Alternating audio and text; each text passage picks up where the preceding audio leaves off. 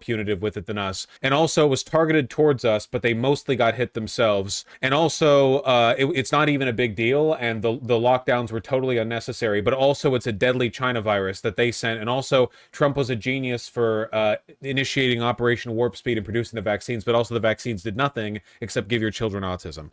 Yeah. We know. Did you see this gem? I retweeted this gem. President-elect Trump's Operation Warp Speed, which encouraged the rapid development and authorization of the COVID-19 vaccine, was highly successful and helped save millions of lives. Contrary to what was promised, the COVID-19 vaccine did not stop the spread or transmission of the virus. Internal contradiction aside, this isn't necessarily wrong. The virus still passed through people, but the point of the vaccine was to ideally slow the spread, which it did, and also reduce the number of hospitalizations, which it did. Like, by a lot. So, So the official position of the White House is that the vaccines worked. Scientists were transparent about that, though, so it's wrong to say it was promised. Well, like I've said, these people really don't believe in anything. Also, incredibly funny to see the whitehouse.gov website linking to a Forbes breaking news. Literally, this is just a web embed. Like, okay. Plug? Yeah, Forbes breaking news. This account is run by a fascist.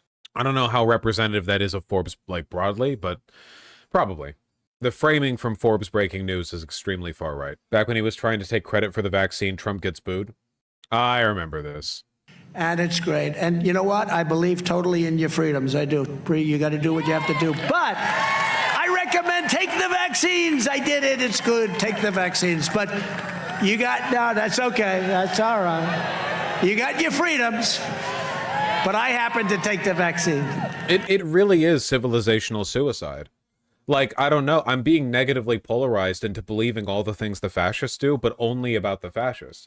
They're like degeneracy collapse of civilizations, and they point to like furries or something. And then you look at the furries, and the furries are all like working in the tech sector. They're economically productive.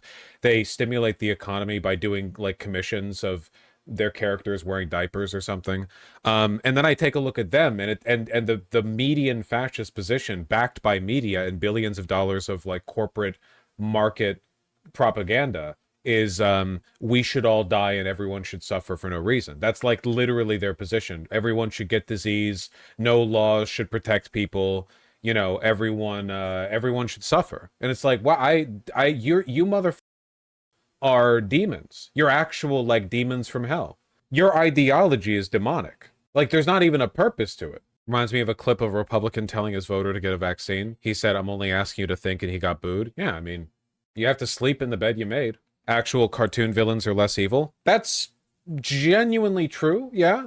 Because especially nowadays, there's more of an emphasis on making villains complex and relatable. And the problem is that, like, Republicans are so gleefully, comically, stupidly evil that it would be difficult to find them compelling or sympathize with them. It's really difficult to sympathize with them.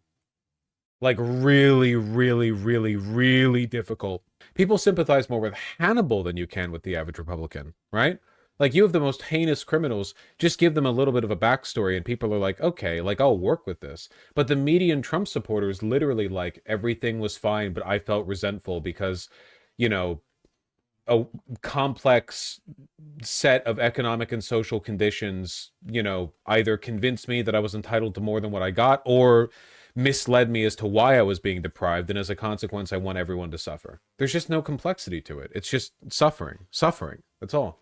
You're an irredeemable monster. Oh, what took you so long, idiot? Yeah, I think the difference there, though, is that, like, he owns it, right?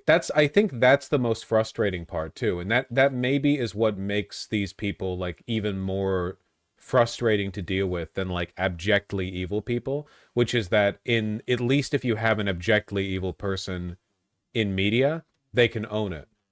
But all fascists do is whine. All they do is whine. All they do is complain, man.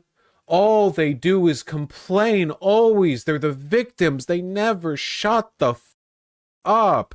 And they never take ownership of what they've done. Even when they're completely in power, they fantasize about not being in power. They run the entire federal government, court, Congress, and executive, and the executive's more powerful than ever before, and nobody's stopping him at any level.